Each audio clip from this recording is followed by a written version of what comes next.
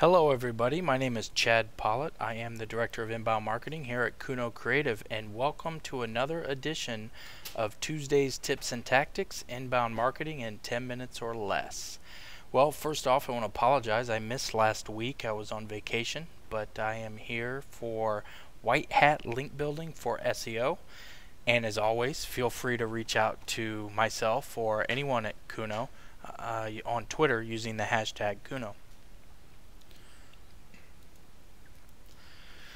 So I wanted to do something on link building this time because there's been some changes. As many of you have noticed, Google Penguin, or the over-optimization penalty, has rolled out, and some of those penalties involve links and link building. So I wanted to talk about some of the ways that you can do link building that's not going to get you in trouble with Google Penguin, and then point out one of the old tactics that some people still use that can, if you do it the wrong way, get you in trouble with Penguin. So we'll get to that here shortly.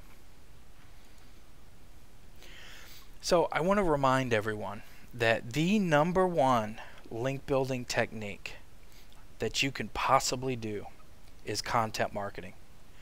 That's developing good problem solving and or entertaining content and publishing that content on your blog or your website.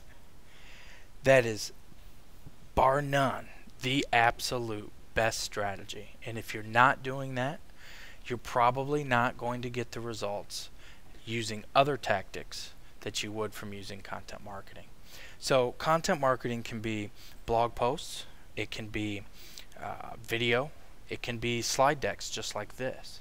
So there's a lot of ways you can do content marketing, but the more diverse your deployment, the better, in my opinion. So never forget, content marketing is the number one link building strategy for SEO. Number two, and by the way, these from 2 on down are in no particular order, but nonetheless, number 2 is guest blog posts. So that's essentially extending your content marketing to other people's websites. Essentially is what that means. And then of course you can invite people to guest blog on your blog as well, because the authors of that content have a vested interest in supporting and distributing that content on their networks. So you can leverage their network as well as your own by offering people to guest post on your blog. Number 3, social profiles.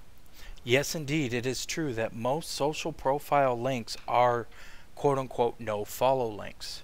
So technically, you shouldn't get any type of benefit from the search engines for this. However, I will say this.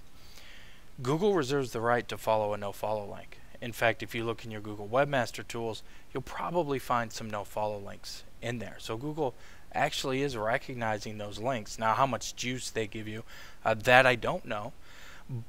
But I do know that social profile links can be powerful brand signals. Take LinkedIn, for example. If you have 100 employees at your company and you have a LinkedIn company page with your website, and all your employees have a LinkedIn page, and they all link to your company LinkedIn page, those links are all brand signals. And what they signal to Google is this, that you are indeed a legitimate company worthy of ranking in their search engine. So don't underestimate the power of social profiles for your links. Competitors. So what I recommend with competitive link building is simply this.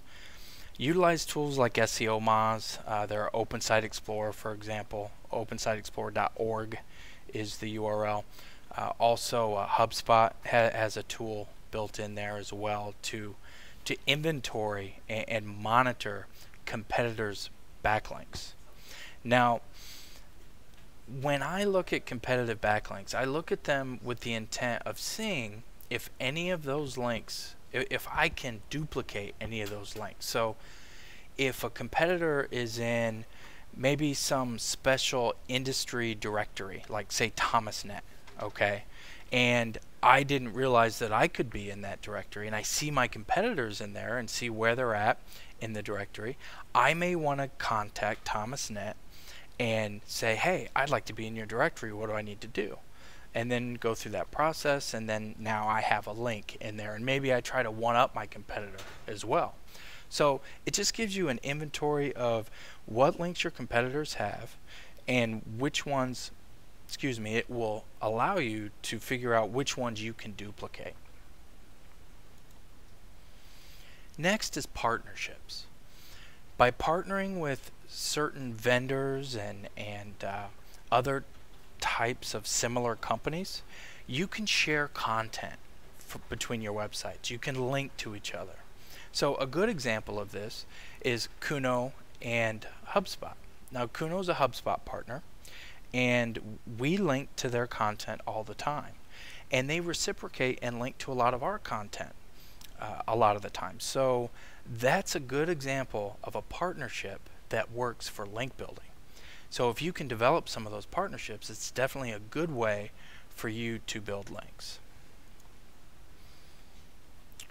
Number 6, reviews of products and services. Bloggers are always looking for good, outstanding content.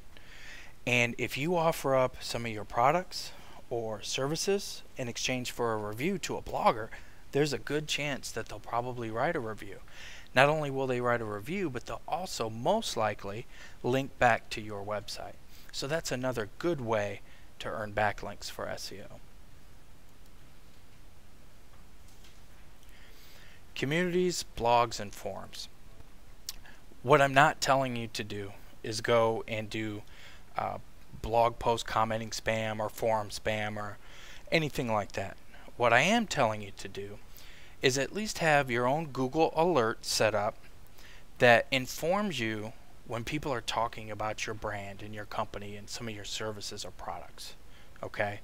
And where those conversations are occurring, it's most likely prudent that you inject your expertise, your thought leadership on those platforms, whether they be blogs or forums or communities. So keeping your ear open in those areas using Google Alerts is a good tool to build relevant backlinks.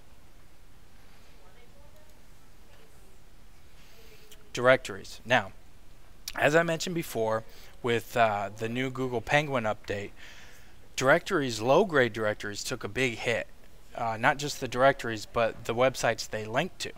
Because it used to be, several years ago, that these were a main source of backlinks and link building for websites. There are two types of directories. Well, there's lots of types, but the two groupings of directories that I like to point out are your national and local directories. Avoid the low-grade ones. If you've never heard of it, or if it's not industry specific, I don't recommend using that directory to build links.